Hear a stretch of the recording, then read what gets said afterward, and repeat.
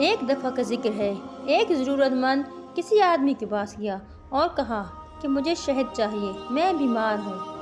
لیکن اس آدمی نے کہا کہ میرے پاس تو شہد نہیں ہے، لیکن ہاں، میں تمہیں ایک ایسے آدمی کا بتاؤں گا جو بہت ہی سخی ہے اور وہ تمہیں شہد ضرور دے گا۔ اس پر ضرورت مند نے پوچھا کہ وہ آدمی کون ہے؟ تو اس آدمی نے بتایا کہ وہ ایک امیر ہے اور اس کا ابھی یہاں سے قافلہ گزرے گا۔ اس سے تم جتنا چاہے شہد مانگ لو، وہ تمہیں انکار نہیں کرے گا اور شہد دے دے گا۔ یہ بات سن کر ضرورت مند خوش ہوا اور وہیں پر چلتے چلتے اسی راستے میں بیٹھ گیا، قافلے کا انتظار کرنے لگا۔ دیکھتے ہی دیکھتے قافلہ وہاں تک آ پہنچا۔ اس ضرورت مند نے قافلے کے امیر سے کہا کہ مجھے جناب شہد چاہیے، میں بیمار ہوں۔ امیر نے یہ بات